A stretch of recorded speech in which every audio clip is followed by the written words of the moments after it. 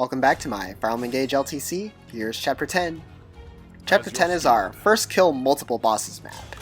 Normally you can actually beat this chapter pretty reliably. However, because I'm so broke due to donating to Brode level 4, I'll be sacrificing some reliability in order to grab Rosato's killer axe. Vander also makes use of his new Griffin to grab the Draco shield, along with a free Elfire. Everyone else gets into position for Alear to rewarp them past the door to the bosses. Chloe equips Mercurius so that she can sneak in some last minute XP one last time, while Alear equips Shine to bait a monk to try to break him. This will both prevent him from chain guarding Morian, while also giving Alear a bit more chip XP if he can dodge it, which will help him just barely reach level 10. I probably should have gotten him to Micaiah Bond level 10 so that I could give him a Void Augment, but honestly I just didn't want to spend the Bond Fragments on that.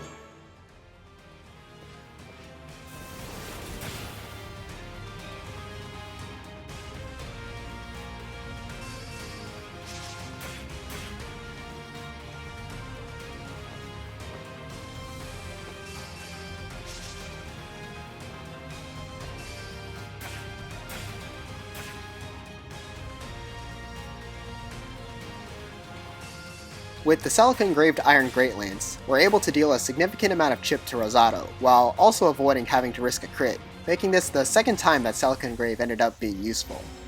Now Diamant can go up and fish for a crit against his father. With Rise Above, he has enough speed to have 2 chances at a 27% crit, and he also has just enough strength to 1 round without having to forge the killing edge.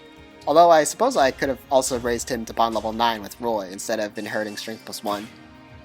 Now, for all my fellow Olwen haters out there, Citrinne doesn't really need Dire Thunder here, as with a Convoy Warped Elfire, Celine could finish off Morian here with Echo, although she'd need either a dodge or Amber to equip Sharena.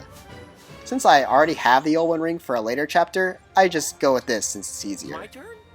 Amber crits Hyacinth's first health bar with a Marth engraved Killer Lance, which might not be the best use of the Marth engrave, but its bonuses are too small to be useful for something else anyway, so may as well save on having to forge a Killer Lance to plus 1, or save me the inputs of grabbing a Convoy Warped Killer Axe. On the topic of preparations for the rest of the game, you may have noticed that Citrinne inherited Canter, while Amber got both Canter and Momentum.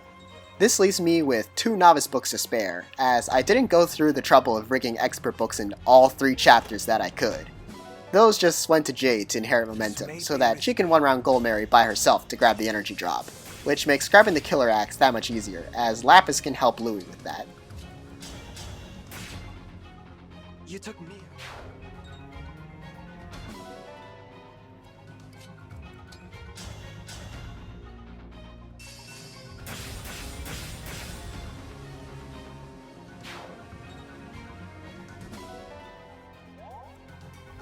Finally, Chloe perfectly 1-rounds Hyacinth's second health bar with a Spur Attack boosted Roy Steelblade Lodestar Rush, with Spur Attack and Chloe's level up saving me from having to forge to plus 1.